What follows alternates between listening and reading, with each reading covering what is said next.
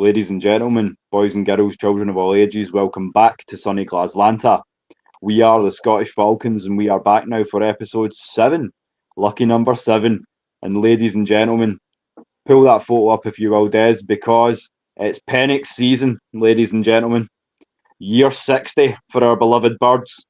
And the veterans and the rookies alike have returned to training camp, donned the helmets and the pads, and it's time for some football, ladies and gentlemen. It's been a long off season.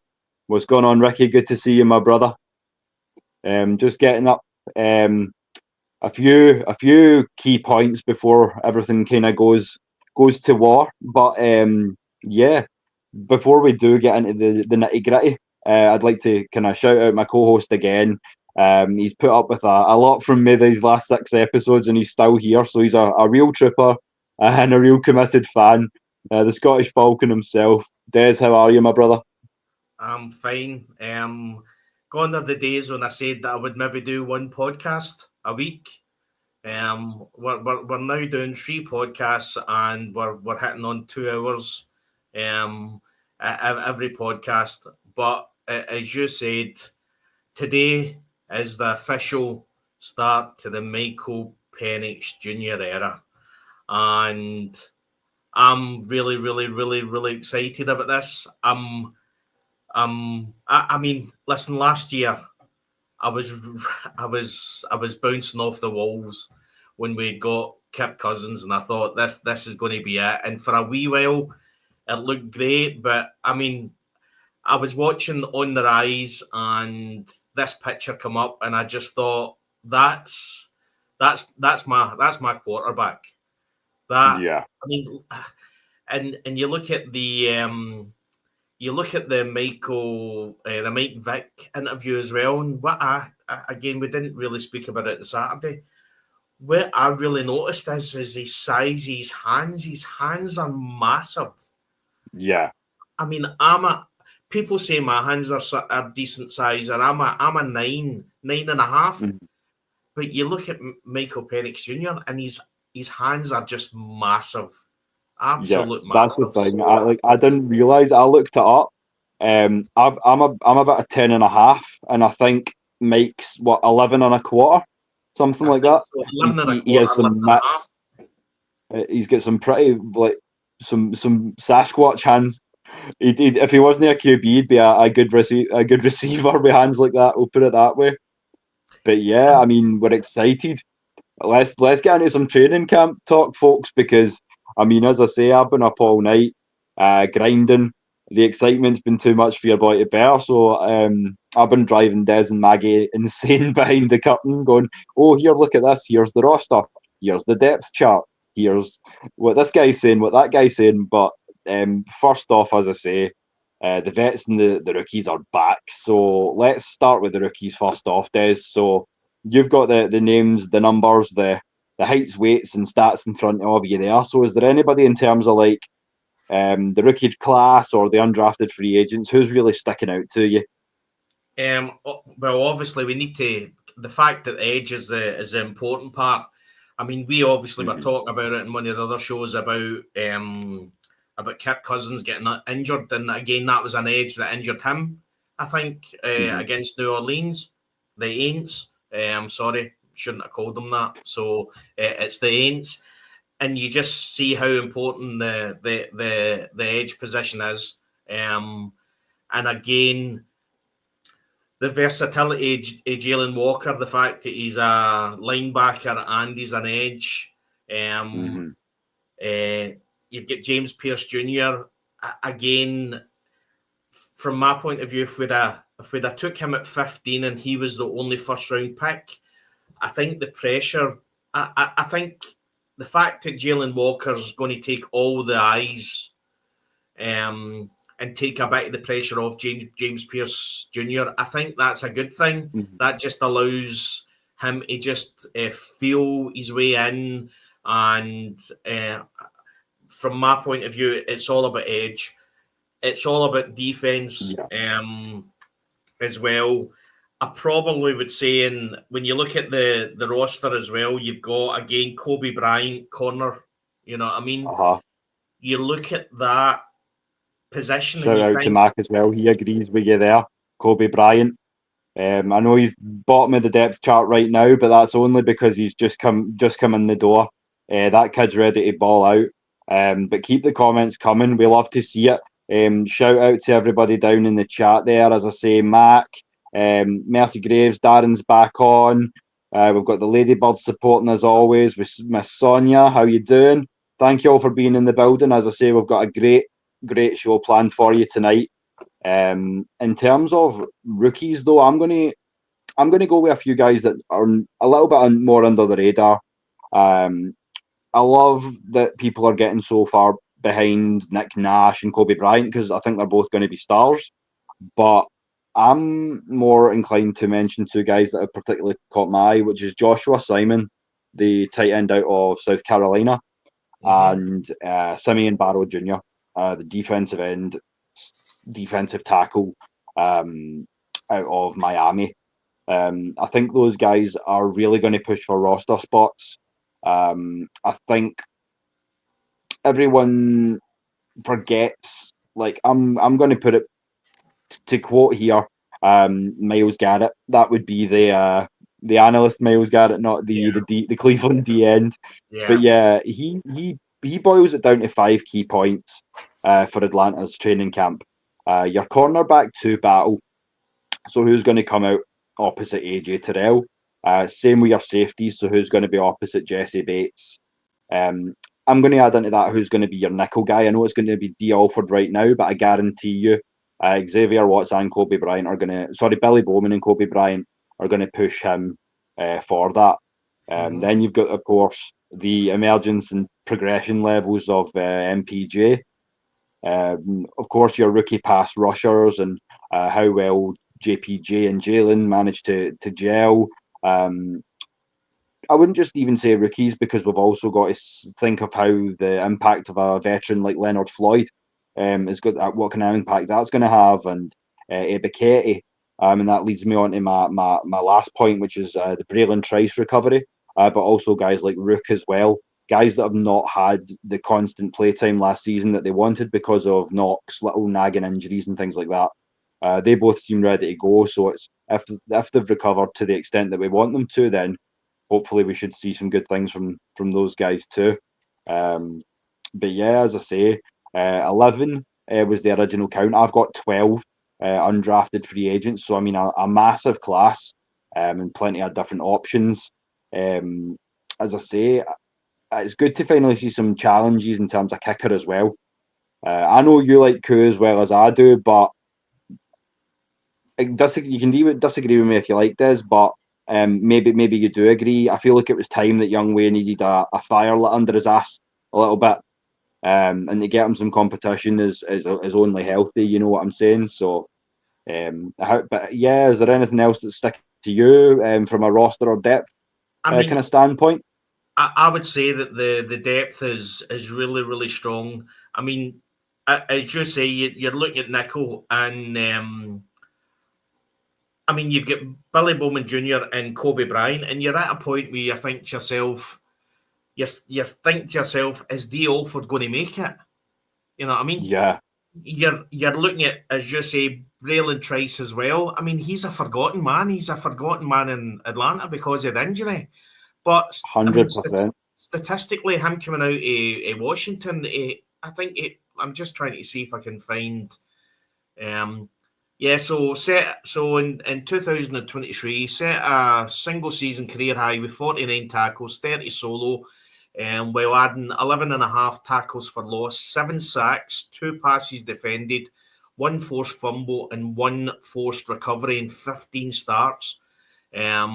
So effectively, when you look at the depth, and I go back to when D. Alford was brought in from the Canadian Football League, the depth was so bad that you were thinking, this really, there's a good chance that some of these undrafted free agents that we brought in could make it to the team simply down to the fact that the team wasn't great. Yeah, now you're looking 100%. at some of the undrafted free agents, and you think I'm going to say Kobe Bryant, when he went undrafted, he came out and said, "Are you telling me there's 26 better cornerbacks in this No, draft?" And no it's chance. garbage. You look at his game, and again, they were talking in a few interviews about how he fell so far. And again, we'll speak about it with Michael Penix Jr. I think it comes across as being quite cocky, Uh-huh. Kobe Bryant. But I think, as I said earlier on, there's cocky and there's delusional. Yeah. If you're cocky and you're really not great at what you do, then that's an issue. But Yeah, Kobe Bryant, and then again, to as you say, to play devil's advocate there, cocky's only a detriment if you can't back it up. absolutely, absolutely. So, I mean, And as another that's another good point there by Smooth C. You do get to the point where you're like, who do we keep? We're so stacked that there's going to be some hard choices, and you might have to get in your feelings a little bit at certain points because I've sat and manually counted. There's 91 bodies on that roster, and there's only 53 slots. So we're all going to be hurt I in mean, various degrees for in the weeks to come. to be honest, looking at that, if you're looking at the defense, the two I would question, the two I'd think were worrying is probably D. Alford and Clark Phillips, the third. You know what I mean? I Yes. think there's a lot of strength around them, and I honestly think, from my point of view, listen, I've got feelings. I love a lot of the players, and I think a lot of the players done. I think in 2023, I think D. Alford was fantastic for us. Mm-hmm. What he was asked to do, and the Ryan Nielsen defense, I think he done really well last year. I mean, you can't really tell with that defense, but there's going to be a lot. I think there's going to be a lot of shocks that this season Yeah. when the final 53 come out. I think there'll be a stronger practice squad. I think something that we've not been used to in a long time is our practice squad players getting poached and going to Yeah. another team. I think Yeah. we need to. I think we need to get to a point where that's going to be a standard this year, because I think our practice squad is going to be really, really strong when you look at the depth. You just look at. I mean, you've got Zach Harrison, Brandon Dorless, Taquan Graham. You know, I mean, you've got Mm-hmm. Ruccaroro, Morgan Fox.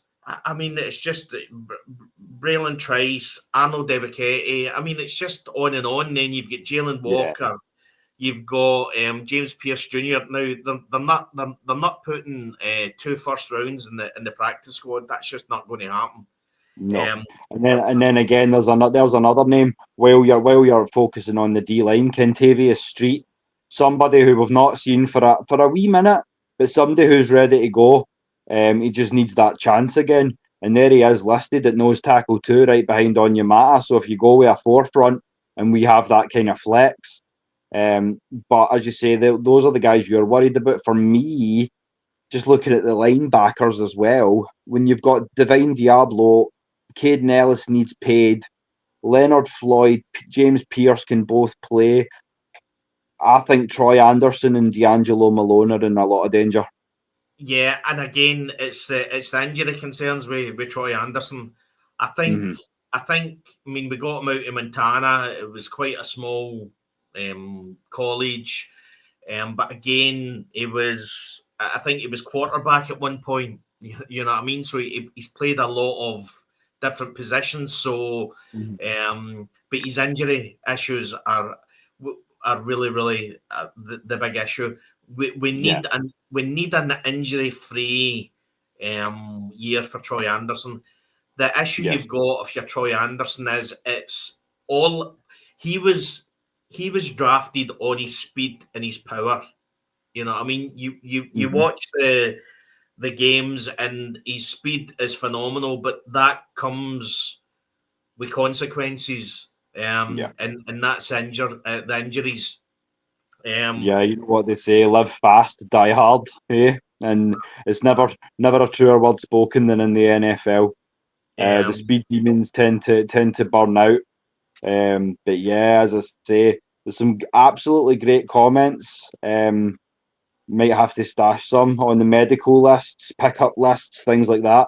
Yeah, 100%, because we're so stacked that we can't keep everyone. But I mean, look at some of these names, even down to the third string. I'm still seeing quality. Look at, for instance, left corner.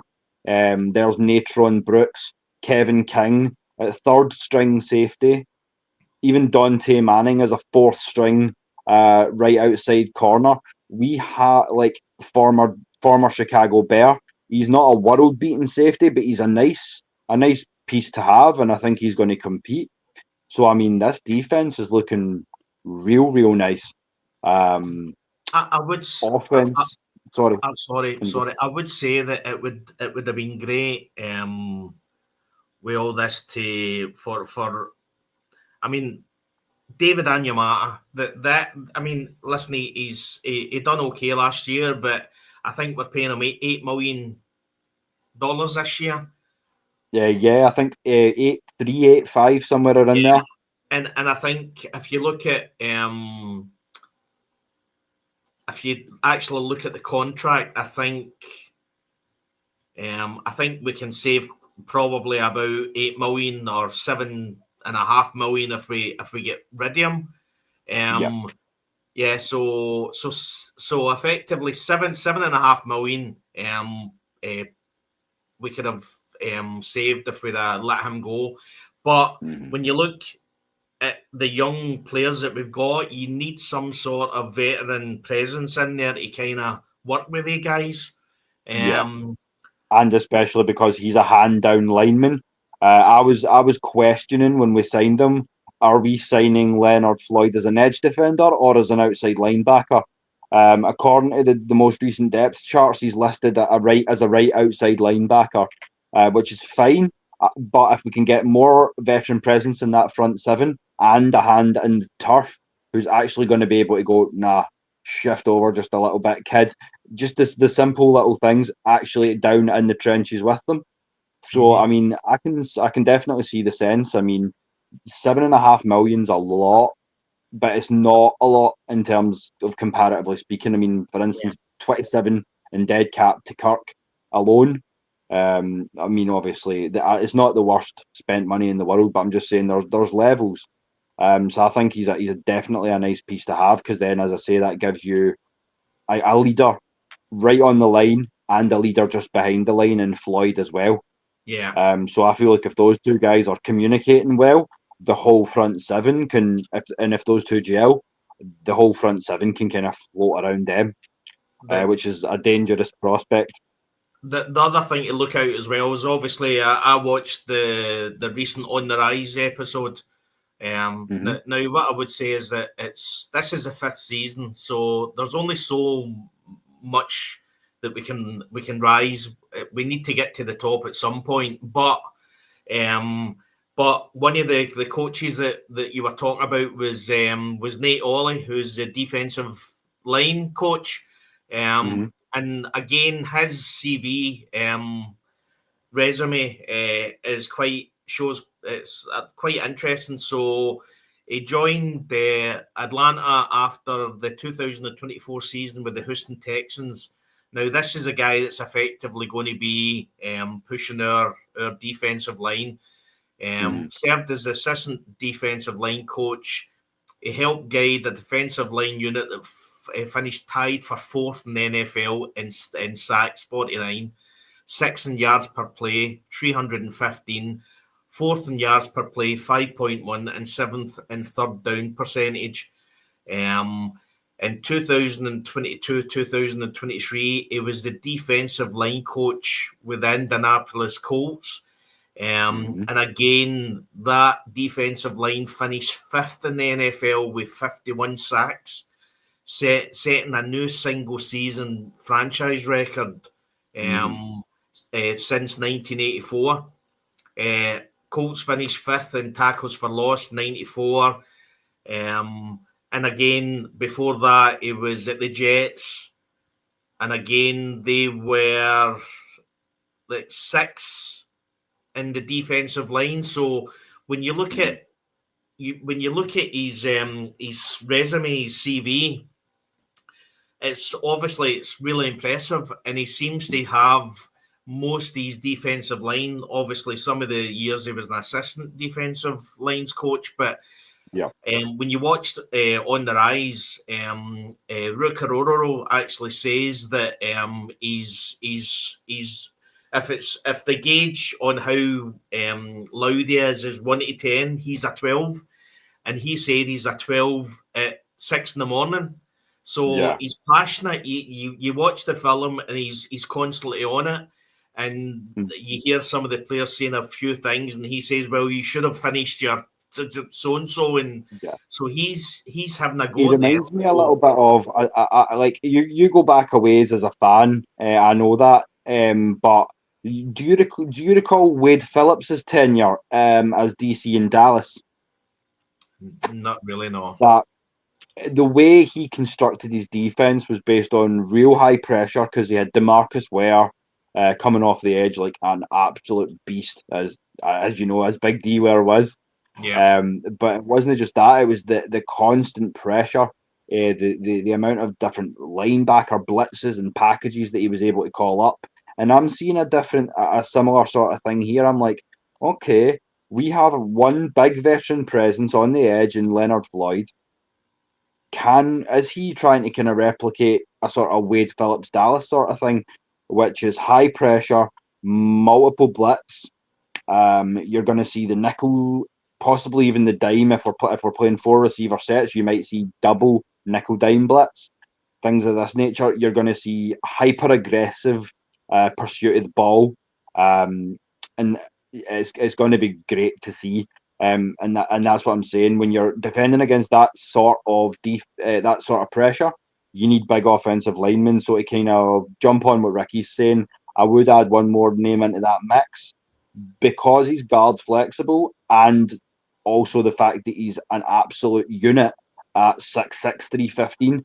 We need to have another look at Jordan Williams, the kid tackle out of Tech, because he's got really long arms, a great set of levers, and as I say, he's just a big bitty a guy on that line. So I think O-line somewhere where we don't have the biggest amount of depth. So if we can, we've obviously signed Jack Nelson. If we can hold on to Jordan Williams as well, I think we should be okay depth-wise on the O-line. But yeah, is there anything else you're seeing offensively? I mean, I know the O-line had been a question mark, but now that we've got that solidified, obviously the stars are the stars. But in terms of like how well do you think MPJ is going to do this season? Are you one of the 4,500 yard, 35 touchdown guys, or where do you kind of set him? Do you think he'll finish the season maybe top 10 passing, or how do you think the season's going to go? Listen, I'm an Atlanta Falcons fan. We're delusional. You know what I mean? He's going to take us all the way to a Super Bowl this year, but we know in hearts of hearts that's not going to happen. But you can't not be excited when you watch this guy. I mean, when you look at the Giants game, there was a few overthrows. But again, it's his first game. He literally came in on Monday morning, the week of the game, and he was working with the first team. So you look at that. He doesn't know how Drake London's going to run a route. The one thing I always think back to is when he was in the Michael Penix, the Michael Vick interview, he talked about how he watched the game and how he would see how the defense was standing and how the defense was sitting, and he would then work out what he would do at that point if he was on the field. And you remember there was a few times where you seen the camera cutting to Michael Penix Jr. and he was shaking his head. Mm-hmm. Whether he was I mean, he can hear the plays. He's got an earpiece too, as QB2, because he needs to hear if anything goes wrong in the field, if it's concussion or anything that has to come through. So he's getting all the plays as well. So he's seeing what Kirk's doing. He's seeing the convoluted play call, and he's seeing the scuffed handoffs and things of this nature. Fair play to him. He's not going to hide the fact that we had some horrendous play last year. Not so much for him, but I'm not going to sit there and say that the experience of Kirk is one thing. He wasn't playing healthy enough, and I think everybody, even Mike Penix, knew that. Again, shout out to the chat, Georgia, Texas boy. We've got our little Pat supporting friend as well. Good to see you, Pats. Also, Ricky's making some more points as well. 4,078 yards, 28 tutties, 7 interceptions, 64% passing. I wouldn't be mad at it. He says we're a run-first offense. Southside Ricky, what arm will I cut off for that? What arm will I cut off for the stats? Honestly, limb. I don't mind. Limb. We'll extend it to limb. I'll give up a leg. Listen, I'm a big boy. I'll just cut off I'll cut off one of my fat bits. Don't worry about it. I wouldn't cut off any of the important bits. You know what I mean? Don't cut anything that will bleed too bad. We've got another 2 shows to get through before the end of the week. Listen, I'm hoping this is a season to behold. As you say, I mean, you look at the Giants game. It's yeah. Sorry, mate. What you saying, mate? Sorry. No. I was just saying it's what makes me appreciate things. It's kind of interesting the way we've came together on year 60. It's just, it was meant to be, because the family's hype, and I'm not being funny. I can sense your energy as well. Even though Airdrie to Clydebank, I can feel your vibe, and like the chat as well tonight is getting us a bit delirious. We're excited. It's training camp. It's first day. Helmets are coming together again. We've missed it. Let's go. CJ, what's up? Good to see you. I'm going to manifest this into creation, because I remember 2021.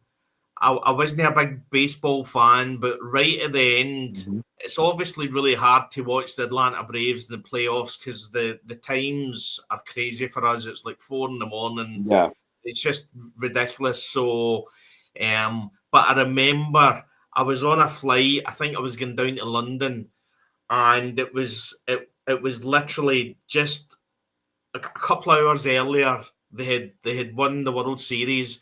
And I remember I had downloaded one of the Atlanta Braves podcasts, and I switched it on, and all you could hear was these grown-ass men, literally, some of them in tears, effectively screaming, "We're world champions, we're world champions, we've won the World Series." And I just thought to myself, one day we're going to be on one of these podcasts, and literally it's going to, we've just finished the Super Bowl, and it's the two of us. I'm telling you, there's going to be tears, big boy tears. We will warn you now. This is where you come for your big boy talk, but the day we win a Lombardi, you're going to get some ugly big boy tears. We are going to ugly cry on here. We're going to crack the whiskey. We're going to crack it off slightly off screen, so we don't get demonetized, because we still have sponsors and things to appease. But no, we will go. Pardon my French. Ape shit. We will go ape shit. Yes. But yeah, cannot wait. And again, it's there's cocky and there's delusional. And when you talk about Michael Penix Jr., he's cocky for a reason. You know what I mean? Yeah. It took. I remember I seen a tweet somewhere.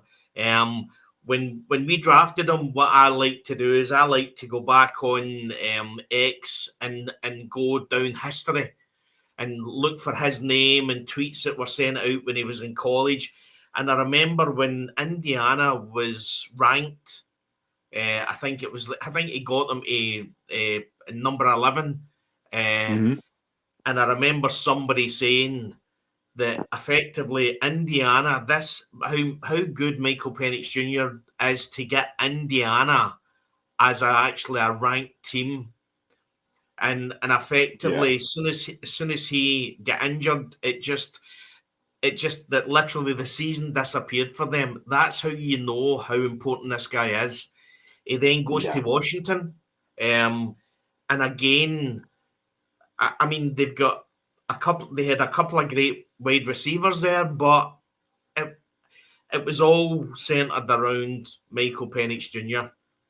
Yeah, and he got Indiana, unlike Washington's, not a pro style school. It's not by any means a powerhouse school. Like sometimes because of the schemes they play and the type of offense and defense that they like to run out in the West Coast, you can see them shock occasionally a South Carolina, or you'll see them give Alabama a game or Texas a game, beat some of these lesser SEC teams, Baylor, TCU, because that's just the way they're built out west. But as I say, to take a team that's a bit like our Falcons of old, perennially mediocre, a few nice weapons in places, but it shows you just how talented he was. But again, it shows you his evolution and as a quarterback as well. He's done the Vic arc, but he's done it through college. He was more of that athletic running archetype quarterback while at Indiana. He's come into a more pro-style scheme in Washington. He's learned to throw the ball more. He's learned to settle in. He's learned to read the game a little bit better. And he's a far more complete quarterback. If you want to talk so much about Michael Vick, he's far more like a Philadelphia Michael Vick than he was an Atlanta Michael Vick. The Indiana Penix was Atlanta Michael Vick. But I feel like, given what he done in Washington his last few years in college, he's a far more complete quarterback now than he would have been if he'd have just stayed in Indiana, for my money. But the other thing you look at as well is you obviously you want your quarterback to be mobile. Yes. But you don't want your quarterback to be that mobile because at some point age sets in. And then when age sets in, it's a case of you then have to become the pocket passer. But Michael Penix Jr. is that he's a pocket passer that effectively can be mobile if he needs to be mobile. You know what I mean? I'll go back. I don't want somebody who'll run first. I want somebody who's going to go through the progressions. You know what I mean? And that's where I fall flat on guys like your Cam Newtons or your Robert Griffin III. It's not so much towards the end of his career, but certainly when he first came out of Baylor, it was that way. Oh, I'm going to look down that first guy, and if you know I'm going to look down that first guy, then I'm going to take off and run. It's like, nah, you're running a 4-receiver set. You've got 2-3 reads before you have to sneak out the back, and it almost seems like. I know the term's thrown around a lot, but it's almost like they were playing running backs that could throw rather than QBs who could run, and that's always kind of annoyed me. But again, when you look at some of the games, I mean, he was again. I watched the quarterback school, and they were looking at some of the Michael Penix Jr. Game, and there was a point where he was on his fourth progression. I mean, Chris Blair, no disrespect to Chris Blair. Chris Blair, when he got the ball and he caught it, first catch in the NFL, Chris Blair ain't your first protocol. You know what I mean? And the thing I love about Michael Penix Jr., the thing that excites me most is he spots within 1 or 2 seconds whether the play's broke down or not. So I mean, I'll say again, I don't know a lot, and when I look at quarterbacks, I just watch the throws and everything. But as I'm learning all this, I'm digging deeper into the psychological aspect of it. And you watch Michael Penix Jr. in the 3 games that he played, and effectively, he was going to his fourth progression, with some of these throws. B, he literally had no time to play with these players. So effectively, it was a case of he walked into the Giants game, and he'd only that week through to the first team. So again, and what people don't understand as well is these players are used to a right-handed quarterback. Yeah. So there's a difference, and you have to take the ball a wee bit different when it comes from a left-handed quarterback. Plus, a lot of people that have watched Michael Penix Jr. in the flesh, they say that the actual speed that ball comes out of his hands, it takes some of the wide receiver, or it will take some of the wide receivers a wee bit more time to get used to that speed, because they went from Kirk Cousins, who, no disrespect, he didn't throw the ball at any fast pace.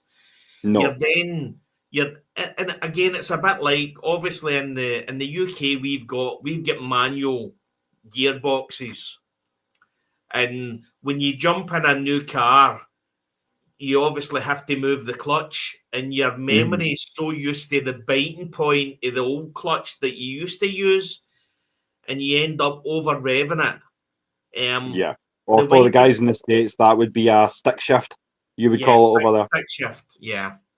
So it's no any different for wide receivers. Wide receivers have this in their brain, how this ball's going to come to them, how it's going to feel, how quickly they have to get their hands up to grab it, all that kind of stuff. So when you watch Drake London ain't thinking about how he's going to catch this. It's literally it's just there. He just does it. He's not thinking about it. But when you then look at a left-handed quarterback and the speed that Michael Penix Jr.'s shown it, the fact that we have got training camp and we're now in a position where they're going to spend a lot of time taking throws from Michael Penix Jr., that can only be a positive. But what I would then and that's what I was going to say to back that up. Yeah, I mean, 100%, as you say, consistency. You can adjust to a QB who has more of that velocity. It's coming out with a bit more zip, but he still has touch. I mean, it's not as if he's throwing it at them. He's putting it where it has to be. It's just coming out with a bit more pepper, so to speak. But I mean, as a receiver, Drake and a lot of these guys, Darnell, Ray, they'll know to adjust their hand on the fly. If it's coming in a little hot, you can bring it up here. You can pull your hands back and almost create the cradle for the ball to come into, and kind of shield it a little bit with your body and things of this nature. There are ways to compensate, but as you say, the best thing that they can do to kind of transition is to get out there with that new QB and learn how he throws, kind of get on the end of as many as possible, even if it does lead to some drops. I'd rather you do it now in training camp. And as I say, like, pocket passers, for me, there is a happy medium, but for me, I'll always take a pocket passer. Like, I can appreciate a fantastic athlete, but it's quarterback. And that's why I've seen a recent Twitter post as well. I refuse to call it X. Talking about do you take Cam Newton or Matt Ryan, and the guy's logic or illogic was, oh no, I don't care about passing stats, I'm taking Cam. And I went, you don't care about passing stats from a quarterback? Okay. So it was kind of like, nah, that's not really a guy I can have a conversation with, to be honest. But nah, I prefer a pocket passer myself. I agree with you there, CJ. I'll put in one caveat. I prefer a pocket passer with a fantastic O-line. Yes.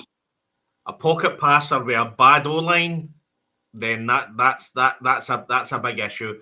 We've luckily got one of the best O-lines in the NFL. And on that note, that's a good transition point when you're talking about that offensive line, because who is it that holds that down? We have had 3 Falcons players named to the Pro Football Focus PFF 50. So the big 50-man list of players to watch for the year. I'll give you them in order. They are Jesse Bates III at number 40, safety extraordinaire. We then have Bijan Robinson at number 35, and then to round it off, the mighty Chris Lindstrom at number 29. So a little bit lower than what we'd maybe hope, but still the respect is there. They know that this offense is going to be something to compete with. So other than just kind of bigging up the guys, which we love to do, because, I mean, those three names are among the best in their league at their respective positions. I mean, what more can you say? I mean, I remember again, but we'll call it X because you'll get really upset if I call it Twitter. So, or not call it Twitter because you'll get upset if I call it X. I literally remember lying in my bed because it was like 10:30 at night here. And remember the video had come out with Jesse Bates sitting with Kyle Pitts and AJ Terrell, and they all had the same agent. And obviously it was the free agency had just kicked in, or no, it wasn't official free agency. It was like the tampering period. And then the tweet came out that we had signed Jesse Bates III, and again I went mental. I would say again, there's a lot of times where Atlanta Falcons can do things before the rest of the league in a good way. Yeah. Again, running back, we took Bijan, who again is sitting there. And again, I remember, so we picked him at number 8, if I'm right, number 8. And again, it was tragic that we had took a running back in the top 10, and then Jahmyr Gibbs went, I think, number 12. And again, that was a great pick for the Detroit Lions, right? So you're kind of looking and going, right. And then this year, one of the running backs went at number 5. Ashton Jeanty. Yeah, again, great pick for was it the Raiders, I think? Raiders, yeah. That kid's going to be special, real special. I think in the next few years, he's going to be challenging Bijan for running back 1. But the thing with Bijan and all, like, I love how much he's wanting to improve his own game. He's been focusing a lot on recovery and conditioning. So as you see over the last sort of month, he's been working with Christian and Ed McCaffrey. They've been lifting a lot of weight, which is great to see, but even more so, they've been focusing a lot on rehab, on relaxation, on how to make sure that you're recovering your body well, which is important because there's some big games this year. I think Bijan's going to take some shots. So my worry, especially with the week 5 bye week, which is something that obviously we've discussed, it's a little earlier than I'd like it to be. Yeah. Because then that means we've got to run a gauntlet of 13 games straight, which isn't great. But I just pray we can stay healthy down the stretch. But again, that was why I says to you, we lose a couple division games. 1, because we take our foot off the gas. 2, because just 13 games straight is a lot to ask.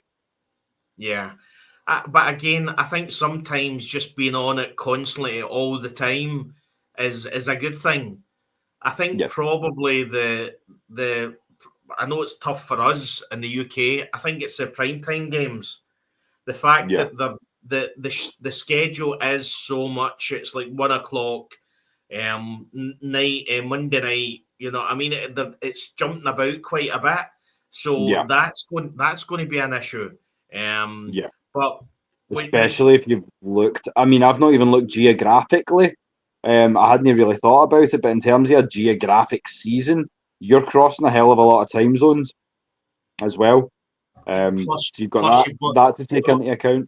Plus, you've got the German game, your Germany game as well. So, Now, again, I've heard a few people talking about the fact that normally the Atlanta Falcons could have asked for a bye after the Germany game if you do an international game, and I'm pretty sure they've obviously asked for that, but why they were given week 5 as a bye, I don't know. I would love somebody, a reporter, Miles Garrett, somebody in Atlanta who asked the question, why has the Atlanta Falcons got a bye at week 5? Because historically you've been able to take that bye after an international game. So that's going to be tough. But again, sometimes what I would say is that you're either an optimist or you're a pessimist. You can look at any schedule and go, that's going to be really tough. I looked at last year's schedule and thought that's going to be really, really tough. And we went 6-3.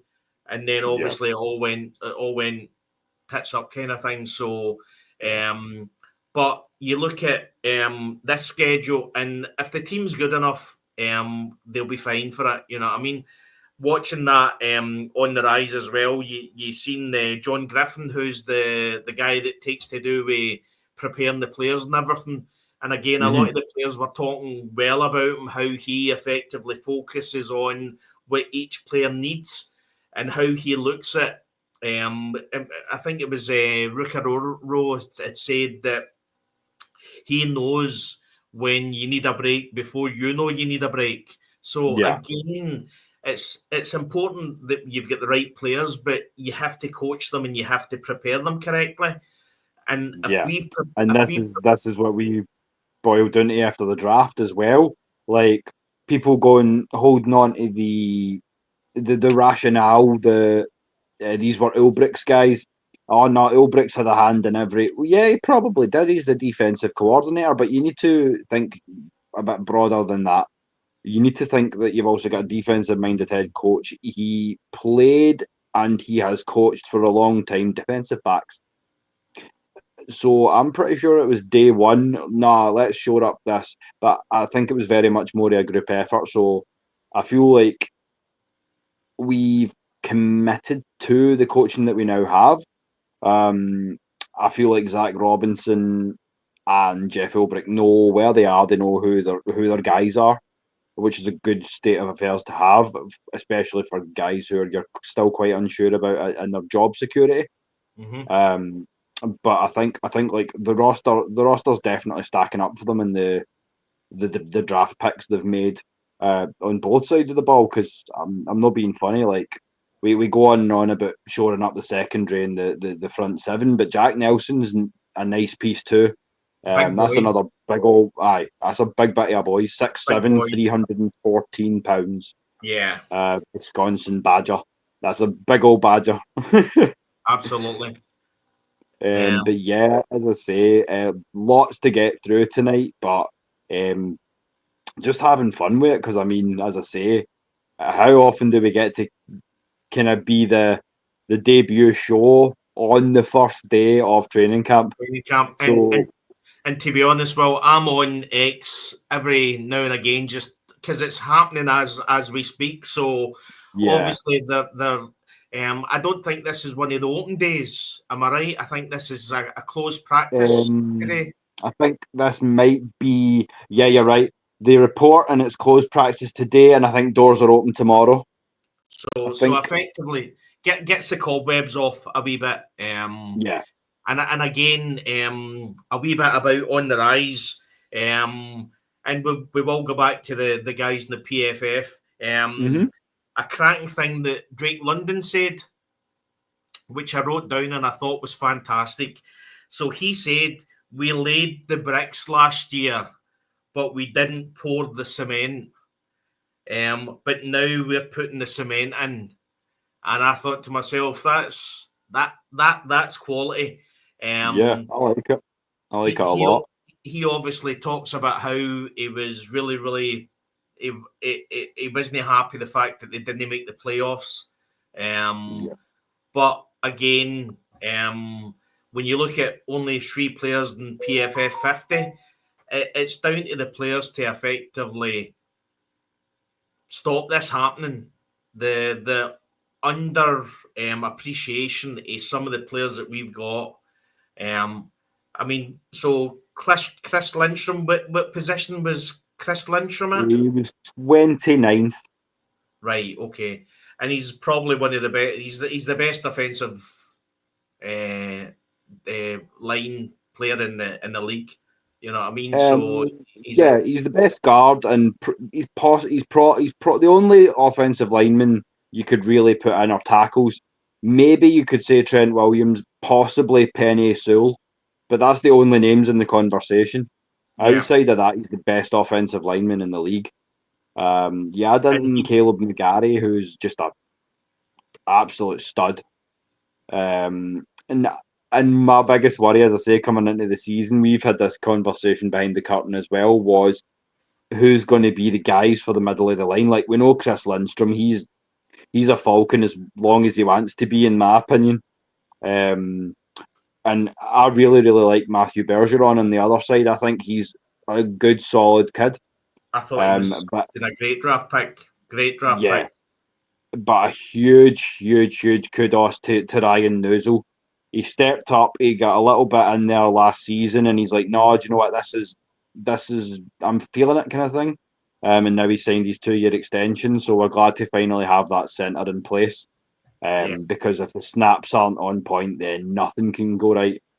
Because, as I say, we needed that, because behind him as well, I'm looking at centres just now, and we had this discussion just before we went live as well. There's not a lot there. And then you're thinking about, can we shift guards across or messing with things? But yeah, so as I say, it's great to finally have a solid O-line in place. A new name down in the chat to us, Thomas T-Bone. What's up, brother? Thank you for joining us. Yeah, appreciate it. Just kind of breaking down some of the funner training camp and what's going on. So, as I say, we're going to maybe make this one a little longer tonight, just to kind of. Any of the guys watching, if you're watching, put a comment on where you're watching from, because obviously we're the international show. So if you're in Atlanta, let us know. If you're somewhere else around the world, again, just drop a wee comment. Let us know where you're viewing from. So there's we'd love to hear that. Kansas. Just push the international feel of it all. As I say, we are the flagship show. We are the Scottish Falcons, but we're also the flagship show for AFN International LLC. So hopefully we've got some more teams and some more countries springing up soon. I know we're busy on the recruitment drive as well. So as I say, what means the most to us is just being accepted by the guys in the States, because absolutely, as we say, not to get too woe is me about it, but you do get the imposter syndrome, because you think, what does a Scottish guy know about an American sport? But we must know a lot, because we get you guys on here frequently, 6 hours a week listening to us rant about it. So we must know our stuff, or fake it well, one of the two. Yeah. In all honesty, it's just a pleasure to kick off training camp for you. This is an honour that Maggie's kind of extended to us. She says it's going to be a big season, so it's the best time, because, as I say, this has been behind the curtain for a minute. I got in touch with Des back all the way back in February. Me and Maggie have been kind of toying. Oh yeah, November last year. Me and Maggie and Mike have been toying with the idea for maybe 2.5 years at this point. So it was about time, and year 60 sounds about right.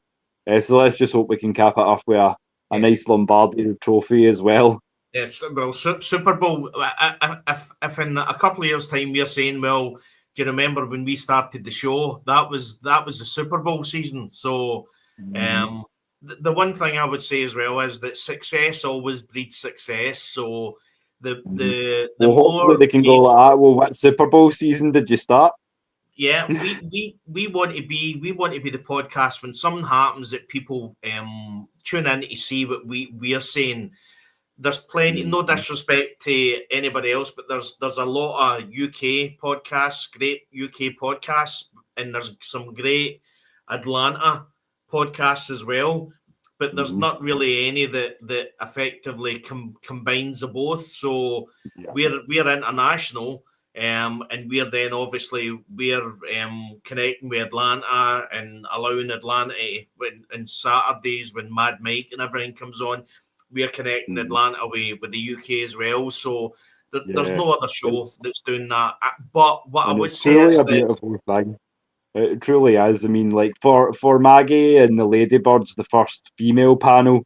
We'll put it this way. Then we're the Kilted Birds. We're your first international panel. And like the Falcons are going to rise up, this channel is just going to keep pushing. This network's going to keep growing, and we're happy to have you all along here for the ride. Listen, I need to keep it PG. When you were saying Kilted Birds and rise up, I was going to say something there, but I won't. Because I'll tell you, we're talking full length kilts, mate. If the Atlanta Falcons win the Super Bowl, my kilt is rising up. I'm telling you. So. Right, okay, you've been warned. I'm coming in a kilt. Des is coming in a plaid miniskirt. Listen, you can see behind us on the screen. That's the unofficial Atlanta Falcons tartan. So if anybody's watching from Atlanta that's in touch with the actual Falcons, let's get that official. Let's get that tartan official. You know what I mean? Embrace the heritage in the States, because I mean there's so much Scottish blood over there. Show a little tip of the cap home. We kind of, when Des showed me this and he came up with the idea for the tartan, I really liked it, because as I say, being over in the States, you guys have a lot of people with Scottish extraction who might go in their kilts, but there isn't a Falcons tartan. So we're hopefully going to try and connect with the team in some sort of way and make that happen. Absolutely. But yeah, as I say, maybe in time for year 70 or hopefully sooner. So if you do have a contact with the team, let us know we mentioned that. But yeah, in terms of like, just put up some of these questions, mate, because there's a good question there. So, and again, we need to say to you guys, and if you're watching America, I mean, Will actually played the game over here. So he played for the Pirates, the East Kilbride Pirates. I started off with the Lanarkshire Longhorns youth. Graduated up to senior with the Clyde Valley Blackhawks. I was an edge / linebacker at youth. Went up to senior and became a wide receiver. So that's why I feel like I can kind of speak about both sides of the ball. I have a little bit of the understanding of both playbooks, so to speak, as well. Yeah.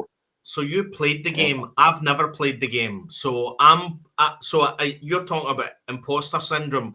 I mean, I'm Googling a lot of stuff because, and I said in a previous show, when you hear like 12 personnel and it's a 4-3 rather than a 3-4, I'm having to Google that stuff because, again, and he's put 10cam has come up and said, because you guys got to really like it. Most Americans just know basic rules. Well, to be honest, I just know basic rules. I'm trying to learn all that for the podcast. It doesn't mean that I don't love the Atlanta Falcons any less. It's just, as you say, the imposter syndrome. When we were starting the podcast, I thought to myself, I don't know a lot of these. I can't sit and talk about how a scheme operates and all that kind of stuff. And again, when we were talking to Maggie, the boss, she said that a lot of the Americans just know the basics as well. But again, what people don't understand is when we're watching a lot of the Atlanta podcasts and everything, they're getting into a lot of the technical aspects of the game. And so we just assume that if you're in America and you've grew up through school, then you're learning all this, so you know more than we do. But as he said, that doesn't seem to be the case, which is great. It just means that I don't look as if I don't know what I'm talking about. Then you know what I mean? And as I say as well, Des, like for the ones who don't have as much of an understanding of the X's and O's, so to speak, begin to speak from a place of passion, and the nuance can be developed. A shout out to Sonia in Atlanta as well. Yeah. The Unholy Alliance, Mad Mike's down in the chat as well. Always showing love, always showing support. One of the originals, one of the mentors of the channel that really put us where we were as well.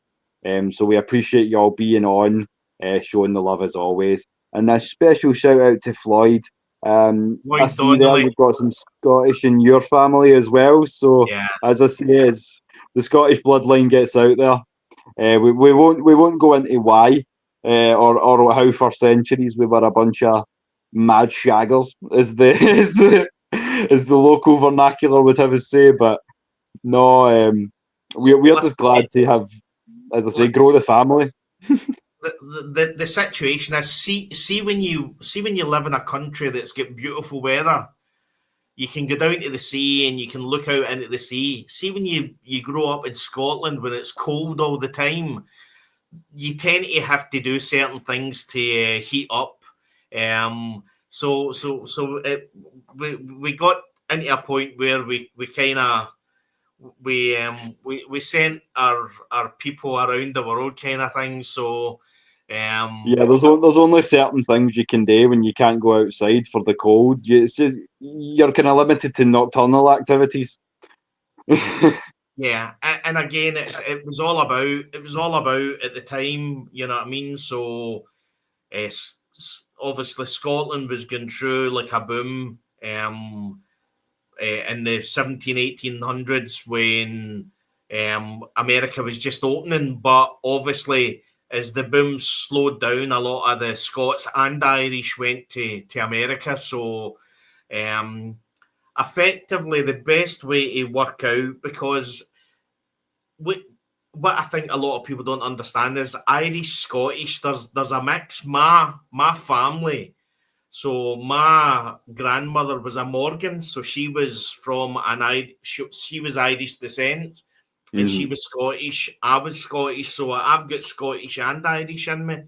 And to be honest, it's quite a lot of a mix. Yeah. The Irish and the Scottish were kind of the same kin kind of thing. So yeah, and a lot of times in the States you'll see it described as Scots Irish because it's such a bold connection and it's been so fused for so long. I mean, they're so fundamentally close that, for instance, the traditional Irish language is called Gaelic. In Scotland, it's very, very similar, but it's pronounced Gaelic. Gaelic, yeah. But it's became because they come from a similar route out of France from the Gaels. Yeah. And it's a Gaelic dialect.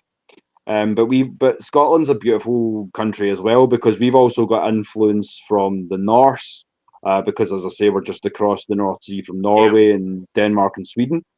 We've also got, as I say, a lot of American influence has come back to us recently, come home, so to speak, and Canadian influence and things of that nature. So we're quite international, but as I say, like the Scots Irish connection is kind of one that goes back to time immemorial, almost.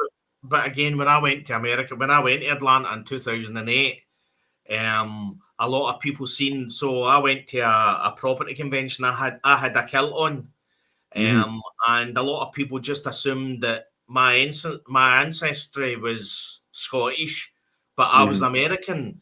And then it was only when they actually, because you had a badge on your name and where you were from, and it was only when they get closer they understood that we were Scottish. And you were either half Scottish or quarter Irish or quarter Scottish, or everybody would come up to me and say, "Oh, my great grandfather was from Scotland."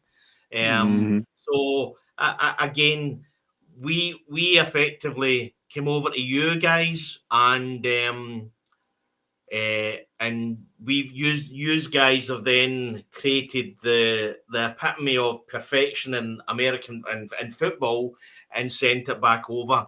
And to be honest, I think when you look at the rise of football in the UK, I think it is now an invasion. I think it's an American invasion now. I think they're effectively taking over. I used to be into I think it's soccer. become the point. Like, I think it's come to the point now where it's almost like Scotland, Ireland, and America are almost three trees with intertwined roots.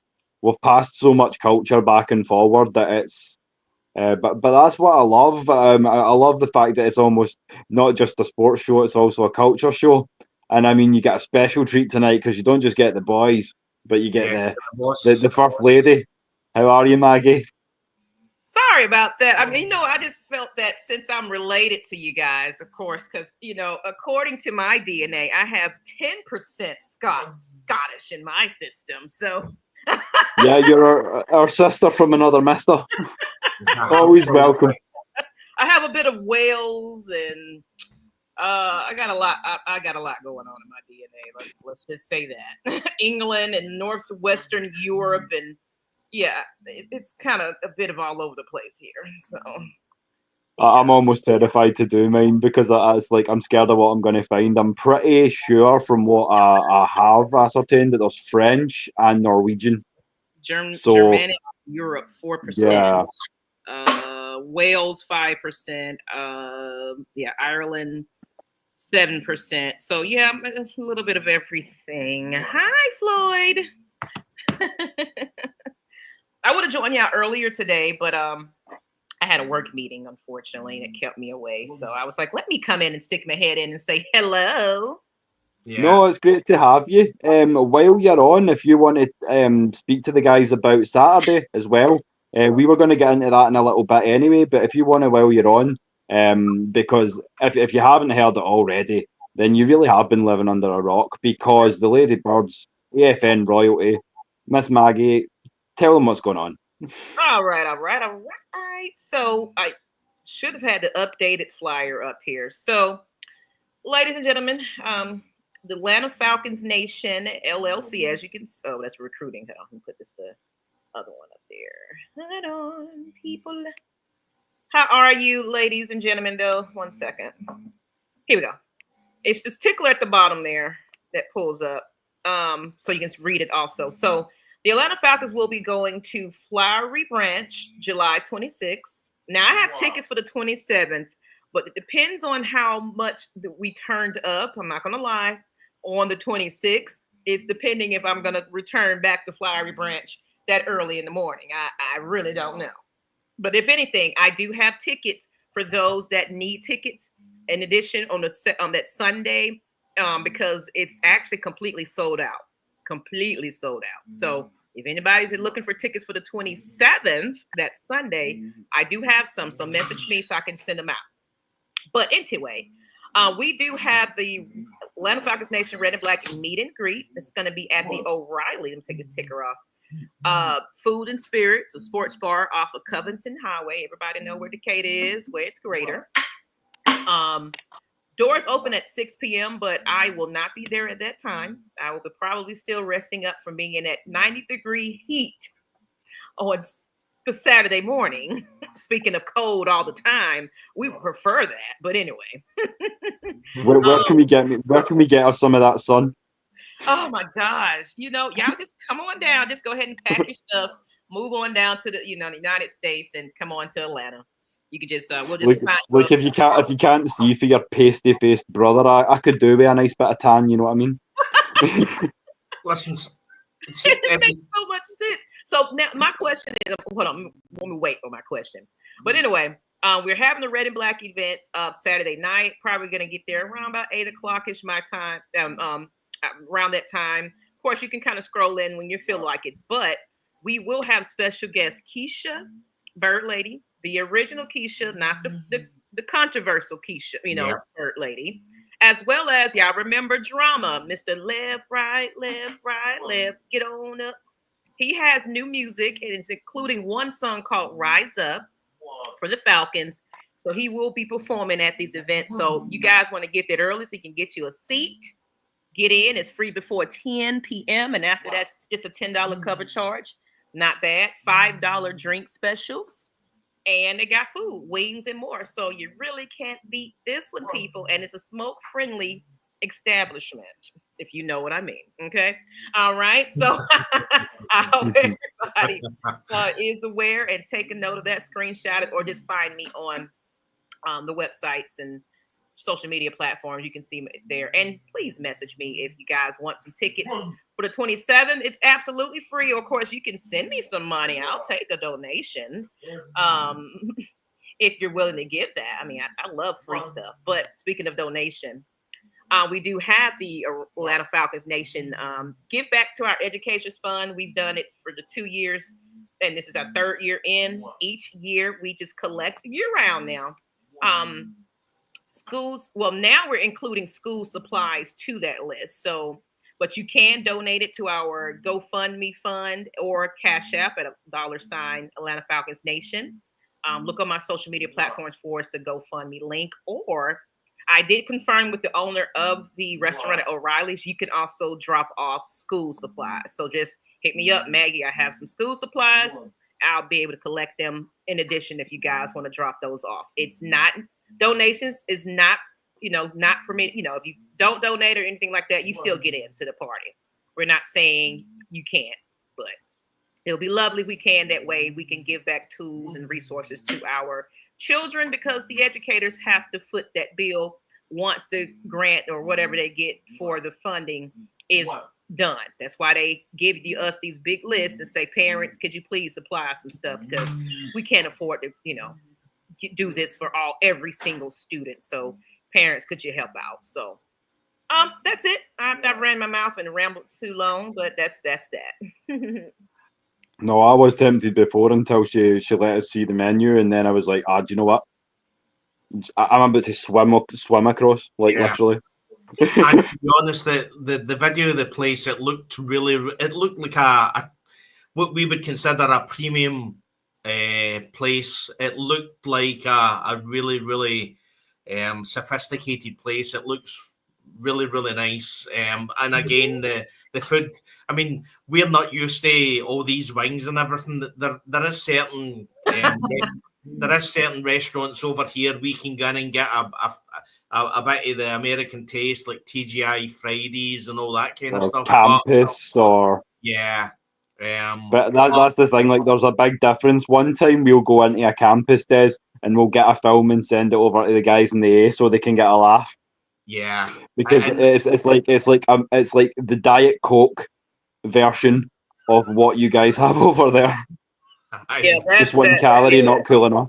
No, I would say it's the rip-off Coke. It's the rip-off Diet Coke. It's not even the real Diet Coke. It's the Happy Shopper Cola. Aye. Well, I'm gonna ask you a question, fellas. Okay. Yeah. Of course, Georgia. Most people, we love Coca-Cola, but there's Pepsi too that a lot of people seem to like more. To me, now, have you ever tried Pepsi? Yes. Yeah. Okay. So what is your preference if you are a soda drinker? Is it Coke or Pepsi? Right. Well, I'm going to answer it in the most Scottish way possible. Right. Here it comes. It's whatever's cheapest at the time. So obviously I've got a business and I go in and I buy stuff from a cash and carry. So it's like a Costco kind of thing. And when I'm looking at the cans, so I'll either pick Coke or I'll pick Pepsi. But when I'm looking at the cans, I just look at the price and pick the cheapest one for me. I mean, some people like both. I can say that to me personally.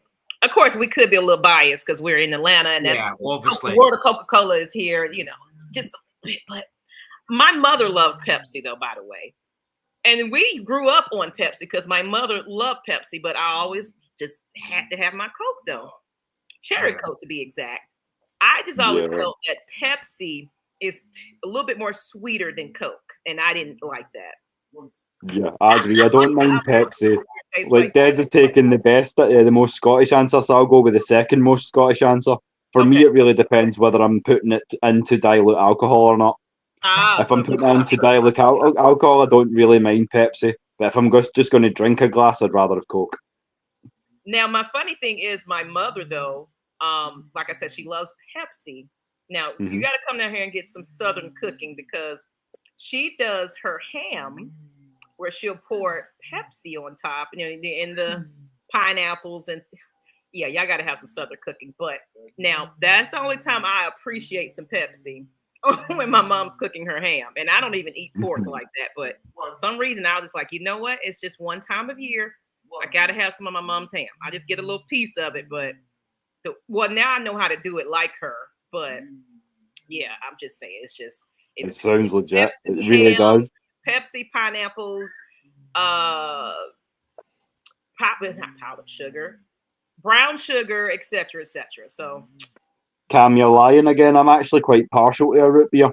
There are people who say that it tastes like cough medicine, but no, I actually quite enjoy a root beer personally.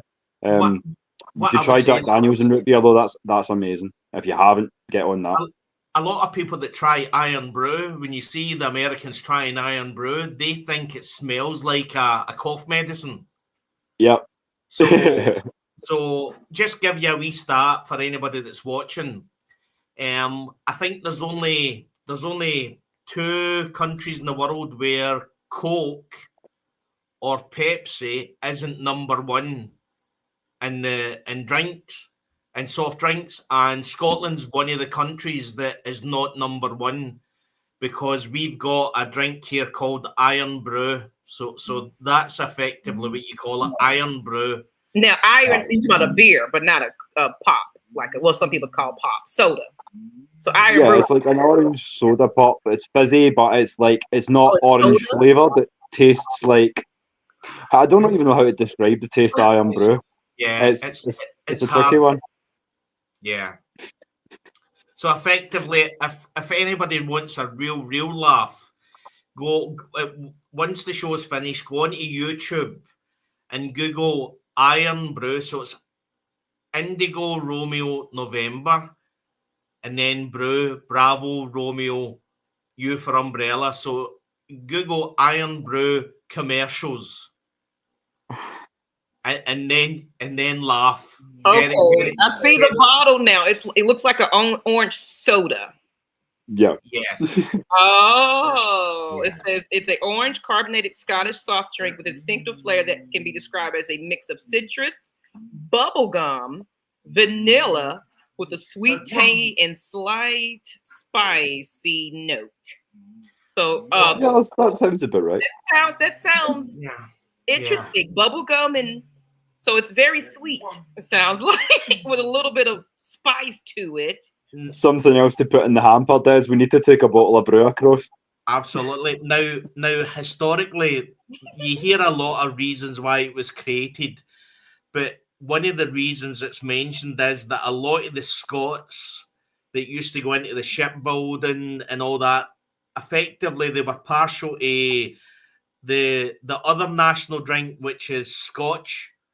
And they were going to their work, and they were intoxicated. They were drunk, and somebody made a comment that they had to bring out a soft drink that looks like an alcoholic drink that the men would drink, and that's why they made Iron Brew. Historically, they say that it's made in Scotland from girders. Yes. So if you've seen the fourth rail bridge, the big red fourth rail bridge, or even the San Francisco bridge, effectively they're made by girders. Long iron straights, basically straights of iron. But yeah, so we need to get that. You try that. They made a soft drink that sounded hard, so that the hard men would drink it. That's effectively what happened. Essentially, that's about that. So that's the kind of the great story of Scotland's. Would it be our biggest import? Surely not. It's up No, there. It's up there. Scotch is our biggest import. It's about £5 billion, so about $6.5 billion a year we send a Scotch. So oh my goodness! So I just kind of peeked at Iron Brew commercials, and like it's the one with the kid. He just gets magic, just strong in strength powers where he's blowing, like he's fixing the boat and he's spitting out the boat, the screws to fix the boat because he's strong and it's iron blue and with the strong arm. That's why you can't scare us with food. Even our drinks are hard. Yes. I never thought to be strong drinking soda. I would say there's another one as well where the boy went in and his wife's just had a baby. So his wife says that she's going to call her baby a certain name. Now, obviously in America you've got a thing called a fanny pack. Now, but in Scotland, a fanny is effectively, it's a name, it's an old name, but it's came to known as a lady's front bottom kind of thing. So yes. Because you do put the fanny pack in front. Yeah, so effectively that's maybe where it came from.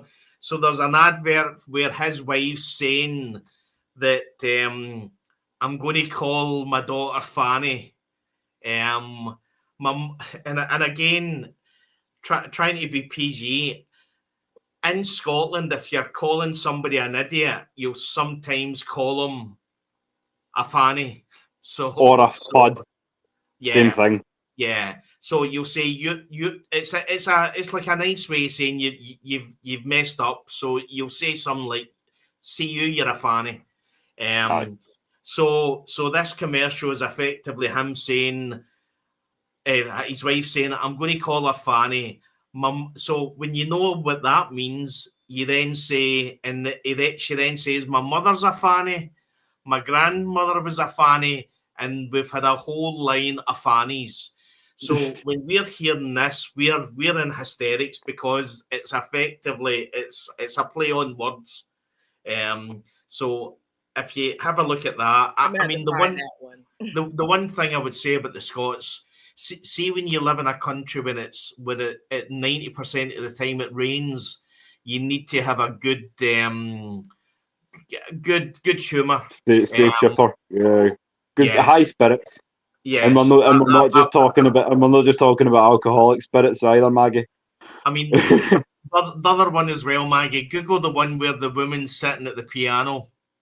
That's hysterical. And you'll as I say, if anybody's watching, go onto YouTube after the show and Google Iron Brew commercials and just be prepared to laugh. They have a collection of them. I was going to sit and watch this one. This is like 18 minutes of the funniest ones on YouTube. So I'm going to definitely pull those up. Oh, yes. That'll be a good one for your evening. But while we're on the subject of ridiculous as well, guys, tell me you've seen this. ESPN have ranked the all 32 rosters, gave Atlanta number 26. So I've got a little picture that I wanted to share with you just off of the back of this. So there you go, clear as day. ESPN, the worldwide leader in sports bias. Absolutely. Because how are you going to slice it up that we have the 26th best roster in the league? Make it make sense. Come on, guys. I mean, the way I look at it as well is it's down to us to effectively stop all this, and the team, and the only way to stop all this is if you win games. Yeah. I mean, when you look at it, obviously they've got something right because they've got the Aints at number 32. Yes. Mhm. You which see what's is happening fine. with them. I don't know if you talked about it, but they got people retiring left and right. I don't want to be a part of this team. I'm leaving. Yeah, Honey Yeah. Badger just retired today, right? He seen Yeah. those gold helmets and he was like, I can't be doing that new pretty gold jersey, and he was like, nah, I'm done. I'm out. As I said, it's the. I mean, I was going to. So effectively, it's the rats deserting the sinking ship. Aye. They're effectively looking at this and thinking, you know what, I'm prepared to put my body on the line if there's a chance he's winning something, but they're constantly in cap hell. They're always kicking the can down the road. I'm just trying to remember their general manager, Mickey Loomis. I mean, Yep. he's been the general manager for 20 odd years. I mean, how that guy ain't been sacked and fired, I don't know, because And Cam said it. He didn't want to be part of the tank for Manning. 100%. He's like, nah, 0-17 doesn't really appeal to me. No, at this stage. I get it. But I mean, there's just one more, and you want to talk about people who are clueless when it comes to certain aspects of the game. I'm going to put this headline up for you. So Des brought this up to me today. There's been a little bit of drama over in Arlington, Texas, with these delusional legends of old, the Dallas Tylers. I mean the Dallas Cowboys. And it's all kind of comes off the back of one man, and I think you all know who that one man is. The Emperor himself. Yeah, Jerry Jones. Jerry Jones. Yeah. So if you'd like to share with the family and tell them what's been going on, Des, because this is a fun one. Well, effectively, Jerry Jones came out and said that the delay. Somebody was asking about the delay of signing Micah Parsons to a new long-term contract. And his words were, it wouldn't really make any difference whether we sign him or not because he's not here all the time because he missed 6 games last year. Micah Parsons then came out and said, well, TJ Watts and the rest of the guys that are in my class have all signed new contracts. So effectively, he's then pushed back on this. So there's a lot of the one thing is Jerry Jones. At some point, Jerry Jones needs to understand that the Dallas Cowboys are bigger than him, and the team's bigger than him, and the NFL's bigger than the Dallas Cowboys. But it tends to be. It was the same with Dak Prescott with his contract. Dak was coming out saying nothing's happening. There's no conversations about me getting a new contract. And it seems to be the more derision there is from the player, the more chance they have to actually get a contract. But again, a wee Scottish thing. So effectively, I'll explain. So Jerry Jones wants to pay these guys 2 windmills in a balloon. So that's a saying that I got from an old timer. And where that came from is when I was really young, there used to be a rag and bone guy that used to come round the doors. And what you used to do is you take out something that your mother wanted to get rid of that was worthless. It could be an old T-shirt, an old ornament, and you would take it out. And if it was any good, you would get a windmill and a balloon. So a windmill was a wee toy, and then you get a balloon. So effectively, out of that saying meant that if you had a really, really good thing, it was 2 windmills and a balloon. But it was still not very much. So effectively, Jerry Jones still stuck in the 90s where he believes that he doesn't have to pay these guys premium contract money. Well, that and as you say, and as Cam so rightly backs up there, it's the fact that he's like my Iron Hand. This is my empire, and it's like it's all very Sith. I don't know. No, in all honesty, I think the only way that Dallas is going to be modernised is when the team is dragged from his icy grasp. And Well, I'm sorry to get so graphic, but I just feel like that's the way Jerry feels about it. Even to the point where the stadium's falling down, and they're basically like, "Oh, you noticed a bit of your stadium fell down the day," and he's basically telling the reporters, "Well, I can't control where the sun is." It's yeah, like, no, but you can build a better stadium, mate. yeah. It's And crazy. and again, the funniest thing is, the longer he holds off on paying Micah Parsons, and other premium edge rushers are getting their cash, then Micah Parsons, the agent, sitting there going, right, okay, he get 42 million. Right, okay, well, we're better than him. So that ups ante. We want 43 million. You know what I mean? So the more that he delays, the more it's going against him. Plus, Micah Parsons looks like I've seen him on some of the shows that he's appeared on. He was on a draft shows. I mean, it looks like a laid back guy when he's not on a football field. So to effectively provoke your best player, no doubt that Micah Parsons is the Cowboys' best player. It's effectively like, I don't know, us having issues with maybe Jesse Bates the third or Chris Lindstrom and questioning why we should be paying them bigger contracts. It just, I would say, see if this was Atlanta Falcons, the derision that would come from the mainstream media would be unbelievable. But because it's Jerry Jones and the Dallas Cowboys, it tends to be, oh, well, that's just what he's like. Jerry Jones, that's just what he's like. And I think we need to stop giving him that, though. I feel like at the same time, you're a businessman. Look at the business. Look at the market. Look at the premium on a decent edge rusher. No, maybe he doesn't get 42, 43 mil a year. He's not quite as good as TJ Watt, in my opinion. He's not quite as good as Myles Garrett, but he's in the conversation. But you'd have a hard time telling me that he's not a 36, $38 million a year guy. But to Jerry Jones, he lives in, as I say, he lives back in the Super Bowl runs.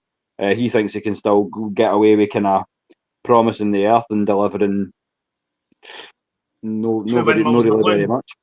Because there's no even any rings now. So what have you done for me lately, Jerry? When you look at the talk, it looks as if Micah Parsons is looking for 40 million a year. And to be honest, you're getting to a point now that some of these edge rushers are getting QB near QB money because it's such an important position on the field. You know what I mean? So as we said earlier on, you look at the Aints game and the Kirk Cousins tackle where they got hurt. That effectively ended our season at that point.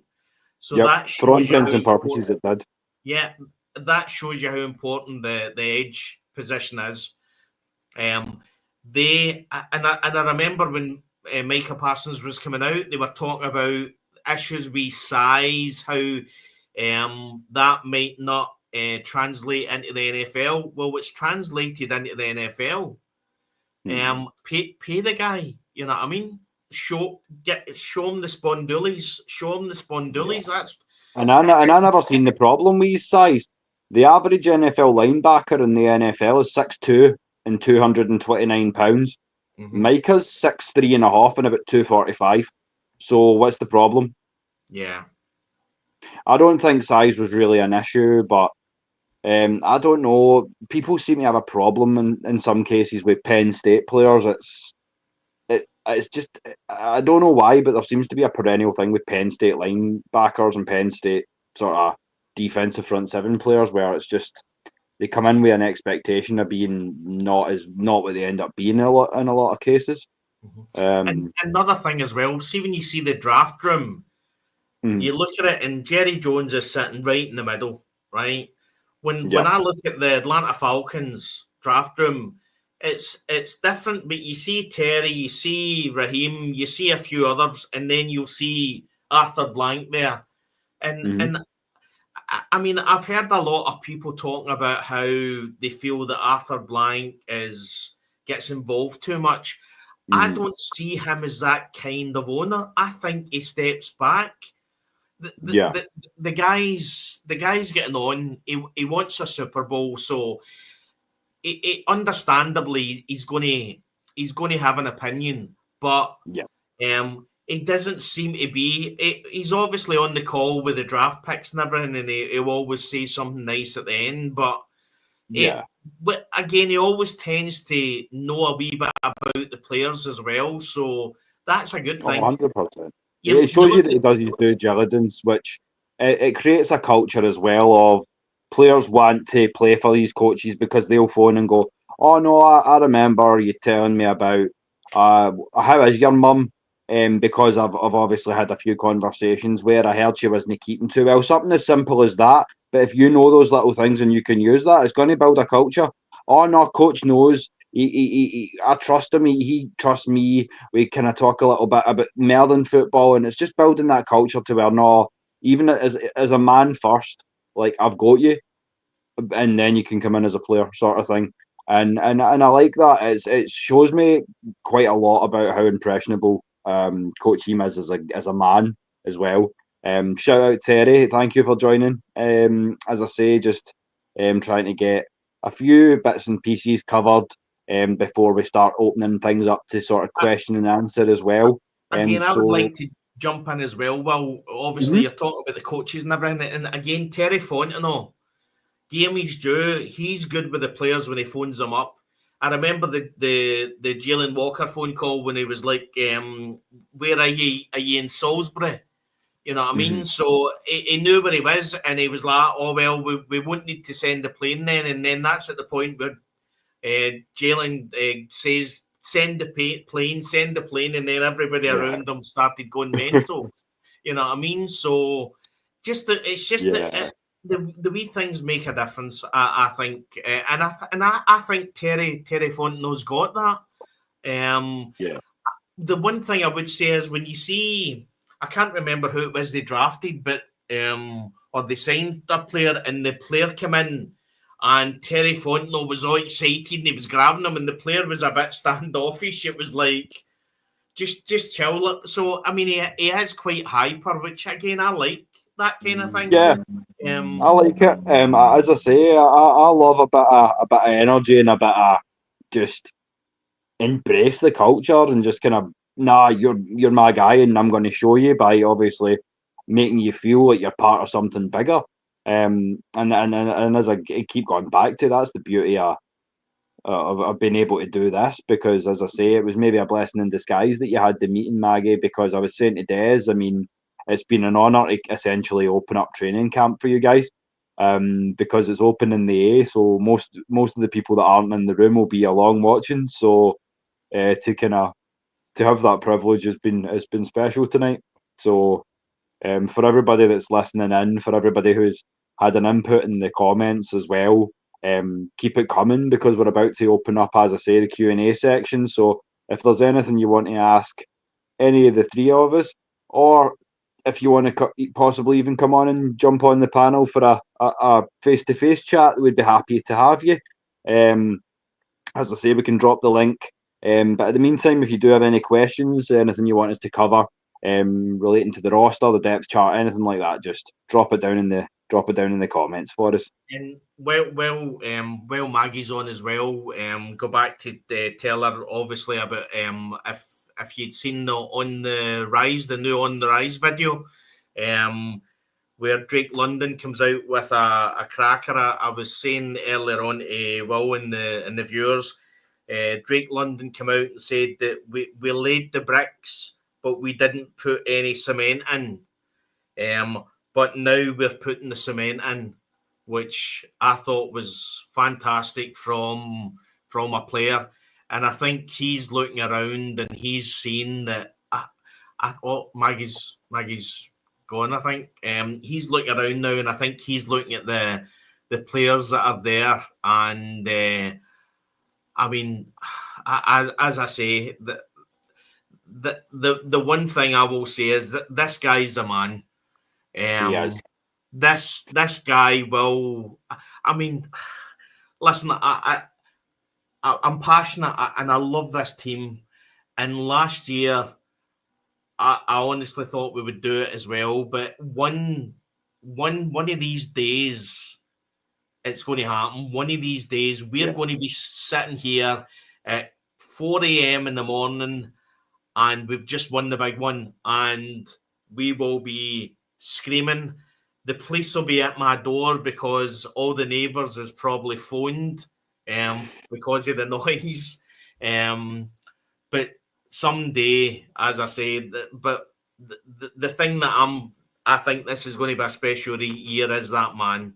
And let's be honest, that's one more reason to be thankful and be grateful for this year, because if this is the year we do it, we're all going to get to experience it together, but B, how much more awesome is it for these? Because you're going to get the bandwagon fans who are going to jump on board after the Lombardy, and you're also going to get the ones that are going to go bet you can't get to. But how good's it going to be to have been one of those diehards who put up with the misery to get there and get that first ring? It's going to feel so good and so vindicating for all the horse shit we've had to deal with over the last 60 years. And I could then go back and watch the first 3 quarters of the last one, because I remember watching it, and that first 3 quarters we were exceptional. That was some of the best offense that I've ever seen. The fourth quarter, obviously, that was an issue, but yeah, I've never watched any part of it, and I don't want to watch any part of it until we've exercised that ghost and we're sitting with the Lombardy. You know what I mean? No, that's very, very fair. As I say, like kind of, as you say, exercise the demons, and then it'll be good to watch it with some context as well. I'll maybe go back and watch the one against Denver as well. Just get some context as to where it all went wrong. Denver, but I did watch finally. I think last year I sat down and finally watched the entire Super Bowl, not the Denver one. I actually would like to go back and watch that, but I finally sat through it without, feeling some type of way. I'm just like, okay, I got to face the music now. Yeah. You watch this thing. What completely went wrong? I wanted to see it from, the entire Super Bowl like that. So, if we can bring that team back, though, I think we're hinting around that a little bit. It depends on what we look like this year. We're in the running, in the future, definitely. I think it's all about. And as I said to Des earlier, the one thing that kind of makes me go, oh, maybe it's not our year, is can we stay healthy down the stretch? Because our bye week is week 5, Maggie. So we've got 13 games straight to close out the year. Yeah. So that's the one thing that's making me go, yeah, we've got plenty of depth, but hopefully we don't need to use it. But you know how things play out. So I don't know. And that's why I says kind of 12-5 ceiling. But don't be surprised if we do get a knock towards the end, or if we take our foot off the gas and take our throats off, feet off the throats of the South. I could see us being maybe 10-7, but I don't care as long as we can get to the dance. Like, I get that the team's not complete yet, but I want to be talking about playoff football. I want to see that there's an end goal. You know what I mean? While we're transitioning, while we're making those steps. If I can see that, then I'd say that this has been a kind of a year where we've at least made something of it. Because there's way too much on paper that's working out in our favour to kind of to let it all go to waste, so to speak. I think for my part, it's about hope. We need a bit of hope. We need to see something. You know what I mean? Yeah. As I said, I was watching that On the Rise. Now, this is the 5th season that On the Rise. I mean, how many times, how long are we going to be on the rise? I want us to get to the top. You know what I mean? 100%. Rise up. Well, yeah. I mean, let's get back to the way it used to be with the Samuel Jackson. Remember the literally from the start of that season, the Samuel Jackson things right up to the Super Bowl and the brotherhood thing, how special that was. And I mean, I'll say myself, nobody seen 2016 coming. Nobody seen it. Nobody was looking at 2000. Once again, we were slept on.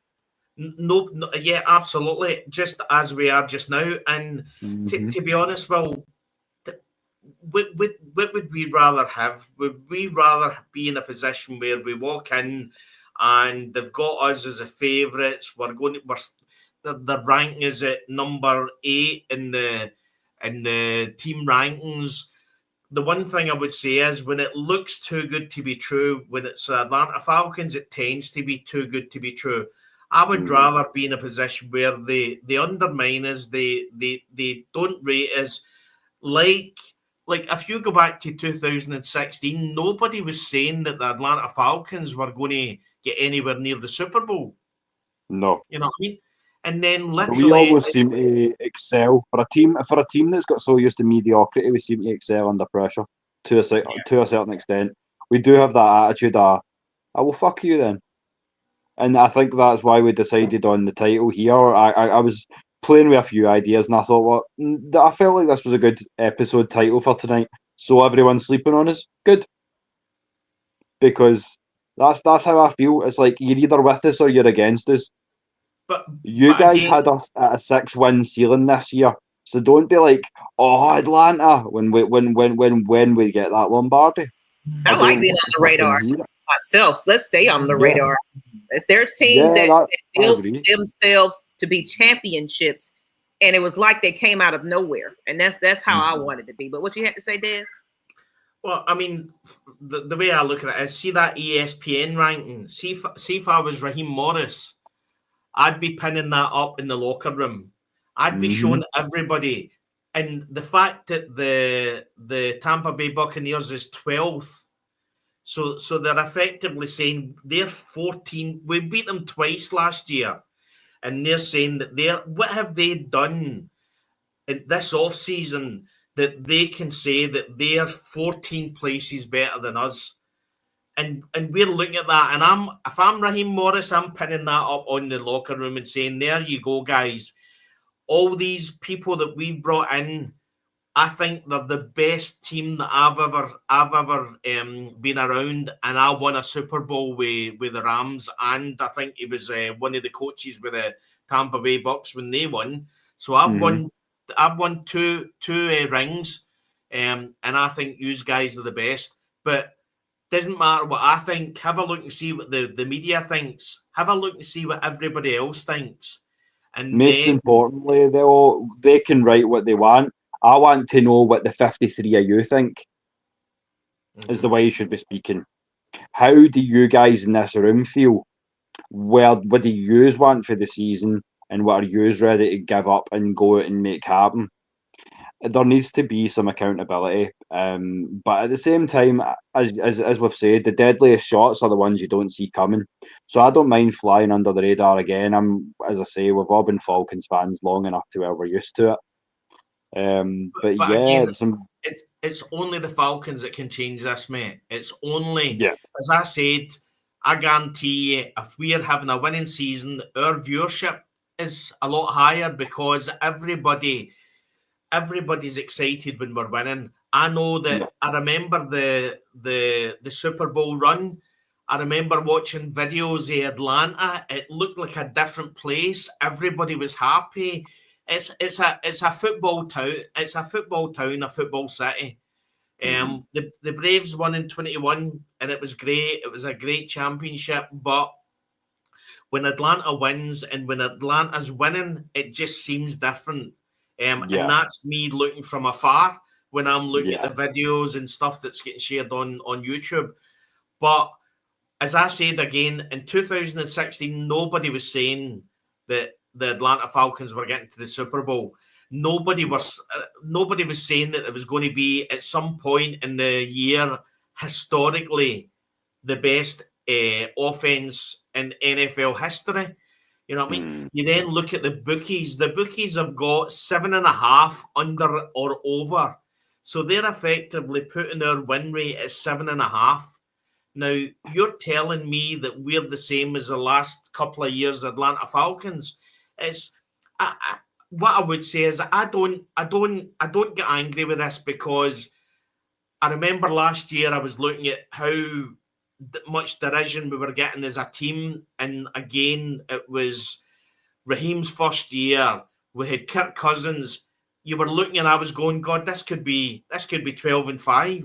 You know what I mean? And then we go 8-9. So, well, as I say, we've sat and broke down the roster and the depth charts tonight, Des, and with everything that's been said and everything that's been considered, it's very tempting to flitter a wee score on that bet. 7.5 over seems safe.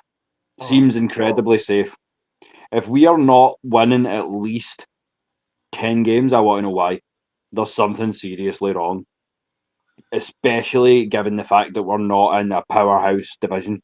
We're not in the AFC West. We're not in the AFC North. You know what I'm saying? We're in what would generally be considered a weaker division. Yeah. So we really should be running that shit.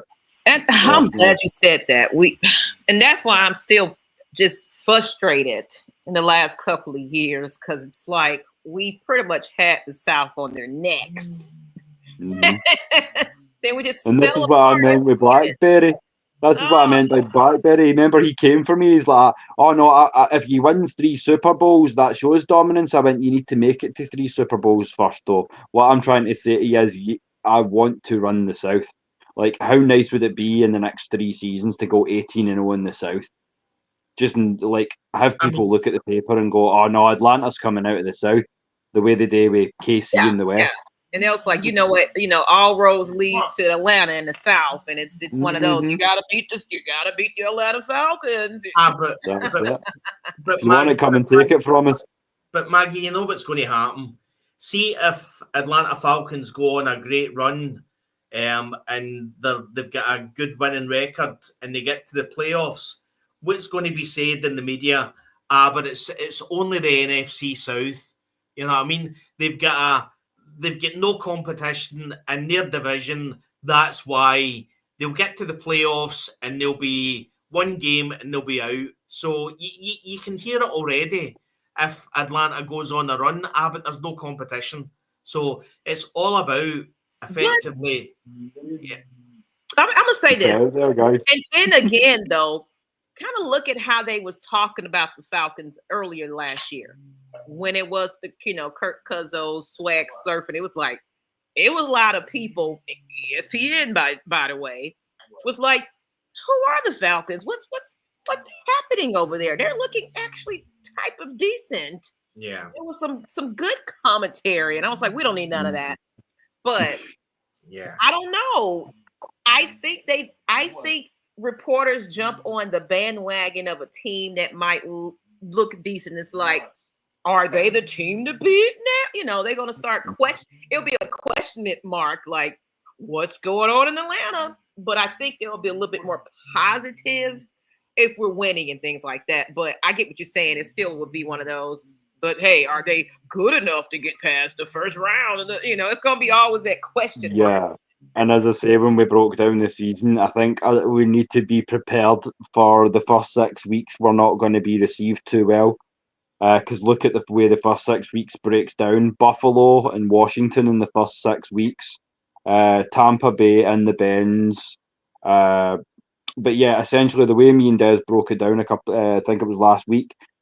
Don't be surprised if we start the season maybe 3-3, 3-4. But then it's going to get a whole lot better. The first year, half of our year is a nightmare, but it potters out really nicely. I think we can close out with maybe 6 or 7 straight. as long as we can stay healthy at least.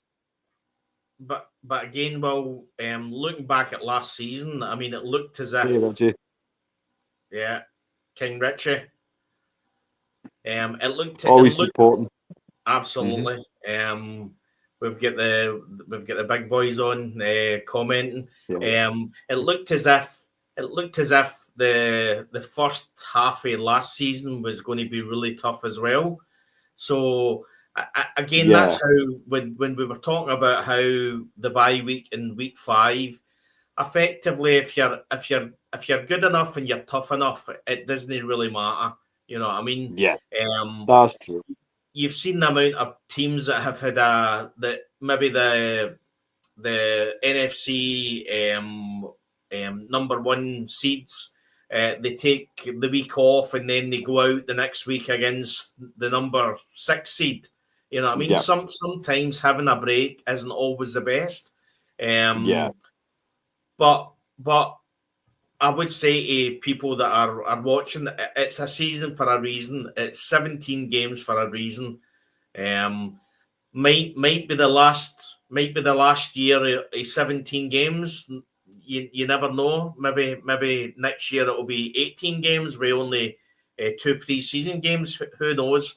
That's another debate. There's going to be some balance, but again, you don't want them playing a basketball schedule either, because we at the same time there's a huge concern about concussions and player safety and things of this nature. So I feel like 17 is a good balance. But I don't know, man. You know how the league does. It's going to play about with things that maybe don't necessarily need to be played about with. You know what the NFLPA likes to do. I did actually. Yeah, Desmond Ridder's just went to the Bengals. Listen, it's still not going to be enough to get him a ring. listen. I had nothing but love for that boy. I mean, he came in, he tried his best. Small wee mistakes at critical times, and to be honest, I go back to Jalen Mayfield when he was signed. I mean, he should never have seen the park. And he was through in at the end. Arthur Smith threw him in at the end, and it literally destroyed that boy's confidence, and that was that. He just never recovered from that. Yeah. And sometimes, again, from my point of view, Desmond Ridder, he looked great in college. He looked as if he had it. He was just through in, and he was put under pressure too quick. As you say, unfortunate circumstances, the wrong dude in the wrong place at the wrong time. I mean, I like the fact for him that they've got the kind of Cincinnati pipeline thing going, where he was a Bearcat, now he's a Bengal. I wish him only the best, but as I say, it's certainly a better scheme for a quarterback to succeed in Cincinnati. I mean, with that pair of 100 million receivers they've got. Yeah. I mean, that would be enough to make me look like a passable quarterback, never mind Desmond Ridder. So, listen, the fact that the Bengals are signing anybody is a positive, you know what I mean? Because they don't really want to sign. Somehow they've still got money left after paying the three. I don't know where they've found it. Like, I don't know if they've scraped the back of the couch or something, but they found a few quid somewhere. But yeah, as I say, guys, just about to start kind of rolling things down, but if there's any more questions, drop them ahead. But what we'll start doing now, if you want to just let the guys know where they can get at you, Des. As always, as I say, we appreciate you coming on and just having a gab, because it's been an honour kicking off the training camp cycle and to talk about some real meaningful football for a change. Yeah, well, you say that as if I've got an option. I appreciate you coming on. So it effectively went from I'll come on to one podcast a week to, well, I could maybe do 2 podcasts to, well, do you know what? Let's go for 3 podcasts. So, there has been nights I went, well, we can take a night off, but nah, we always end up here. We're always grinding. But no, as I Absolutely. say, it's a labour of love. It's no a job if you love what you do, is it? So Absolutely. thank you again to Absolutely. Maggie as well. Yeah, But yeah, so find me on. Effectively, I've not really set much up, so I know you're set up well on a whole load of places. All you can only find me on X, so it's you just look for Scottish Falcon.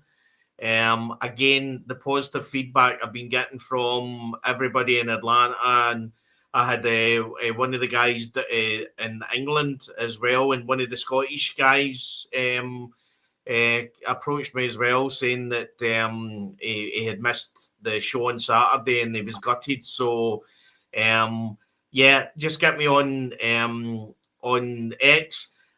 The benefit is that when the season kicks off, you can effectively live my life through my pain and my happiness, and I effectively once the season starts, my life revolves around Atlanta Falcons anyway. But once the season starts, it really just goes up a notch. So you'll find me on X and Scottish Falcon. yeah. And how about you, Maggie? As I say, if you do have time, if you're after training camp on Saturday, please make sure you make it out. Spend some time with the ladybirds, buy your girls a drink, all that good stuff. Um, but until then, Maggie, everybody should know this by now. But where can everybody get at you? And well, for training camp, please have Gatorade and water, please, because it's 93 degrees. So Night Rider was like, I Yeah. want to bring a cooler of beer. Well, they shut that down because beer is not allowed. So because we don't want people Just passing make sure you got that high quality H2O. hey, H2O and a little bit of electrolytes. But you can now, of course, you can give me a beer at the bar though later on that night at O'Reilly's off of Covington Highway. But you can find me you can just put me in Maggie T Productions anywhere you can find me. I'm on TikTok, Twitter. I'm on Instagram, Facebook. I can't be. If I'm anywhere else, the new whatever that thing is. It's a part of Twitter, whatever that thing, Threads or something. I'm on there too, apparently. Yep. So you can They're just letting you know you're on there. Or you can email me if you got questions. And by the way, just remind everybody that's watching, you can donate supplies at the event Saturday at the party, though, not Flowery Branch. If you want to bring school supplies, you can drop them off there. As well as, of course, if you want to donate, we do have a GoFundMe or a Cash App is $ Atlanta Falcons Nation for the Educators Fund. But yeah, find me anywhere you want to find me. Just Maggie T Productions. You can't miss me. Thank you, Maggie. And as she says as well, when it comes to some of the specialist equipment that might be required, especially when you're talking about some of the toys for sensory issues for children and things like this, there are certain things that just need to be bought to allow us and allow the education system to provide the highest standard of care and compassion and education that help that they can. So if any help, however small, please try to help. But as I say, if you want to get after me, that would be at Will the Thrill Waddle. That's WAD-L on YouTube, X, Facebook. I've just started a TikTok as well for the short form content, so keep your eyes posted as well for Will the Thrill Spills. That'll be starting within the next sort of couple of weeks or so, just once we get some legs on this as well. But as I say, we're gonna be here live, as I say, all the way through training camp, all the way through the season as well. Wednesday, Thursday, Saturday, 8:30 to 10:30 Greenwich Mean Time, or if you're over stateside, Eastern Standard Time, that is 3:30 to 5:30 p.m. So if you do want to get involved, get in touch with any of the three of us. As I say, a lot of people still in the background wanting to get involved. If you're nervous, as I say, this is part of why we had this conversation today. If you're scared of like not knowing the game or only being passionate but feeling you don't have the know-how, speak from a place of passion first. The nuances will come. We just want to have the diehards on, because here at Atlanta Falcons Nation, we pride ourselves as being the voice of the fans. So as such, we want to be the voice of all the fans. And I know it's better late than never, but we're going international.